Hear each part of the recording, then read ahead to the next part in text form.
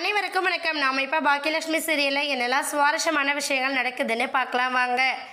இனியாவுக்கு கல்யாண ஏற்பாடுகள் பண்ணிக்கிட்டு இருக்காங்க அப்படிங்கிற விஷயம் நம்ம செல்விக்கும் ஆகாஷ்க்கும் தெரிய வருது.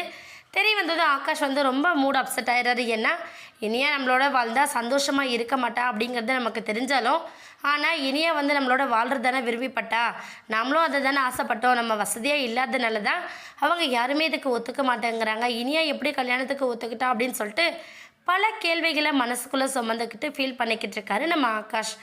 ஆகாஷோட இந்த நிலைமையை பார்த்தா நம்ம செல்வி ஒரு பக்கம் ரொம்ப வருத்தப்படுறாங்க. ஏன்னா நம்ம வேலை செஞ்ச வீட்டில் முதலாளியாக இருந்தவங்க தான் பாக்கியாக்கா. அவங்களோட பொண்ணுக்கு நம்ம ஆகாஷை கேட்குறது சரி வரவே வராது.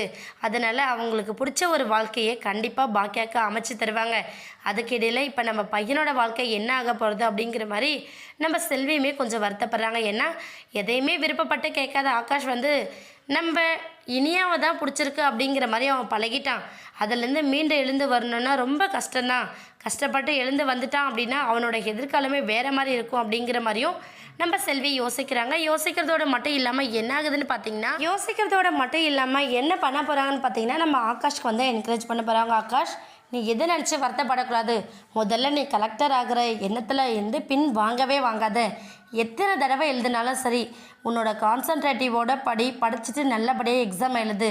நீ பாஸ் பண்ணி கலெக்டர் ஆனதுக்கப்புறம் தான் இந்த ஊரில் இருக்கிற எல்லாருக்கும் சரியான பதிலடி கொடுத்த விதமாக இருக்கும் அப்படின்னு சொல்லிட்டு நம்ம ஆகாஷை என்கரேஜ் பண்ணுறாங்க. ஆகாஷை சரிம்மா, நான் கண்டிப்பாக படிக்கிறேன், எட்டாத கணிக்க ஆசைப்படக்கூடாது அப்படிங்கிறதே ரொம்ப நல்லா புரிஞ்சுக்கிட்டேன் அப்படிங்கிற மாதிரி நம்ம ஆகாஷ் சொல்லிவிட்டு அவரோட படிப்பை கண்டினியூ பண்ணுறாரு. இருந்தாலும் அவரோட மைண்ட் ரொம்ப டிஸ்டர்ப்டாகவே இருக்குது. காரணம் இனியா தான். இன்னொரு பக்கம் இனியாவும் என்ன பண்ணுறாங்கன்னா, அப்பாவுக்கு வாக்கு கொடுத்துட்டோம், கல்யாணம் பண்ணி தான் ஆகணுமோ, ஆகாஷ் என்ன பண்ணுவான், நம்ம இல்லைன்னா ஆகாஷோட நிலைமை என்ன ஆகும் அப்படிங்கிறத பற்றி ரொம்பவே யோசிக்கிறாங்க. யோசித்து என்ன பண்ண போகிறாங்க, ஒரு பக்கம் நம்ம ஆகாஷை கல்யாணம் பண்ணிக்கிட்டோம் அப்படின்னா வீட்டில் இருக்கிற எல்லாருமே நம்மளை அவாய்ட் பண்ணிடுவாங்க. ஆனால் நம்ம வீட்டில் இருக்கிறவங்க நம்ம வீட்டில் சொல்கிற சுதாகரோட பையனை கல்யாணம் பண்ணிக்கிட்டோம் அப்படின்னா ஆகாஷோட நிலைமை என்ன ஆகும் அப்படின்னு சொல்லிட்டு ரொம்ப யோசிக்கிறாங்க.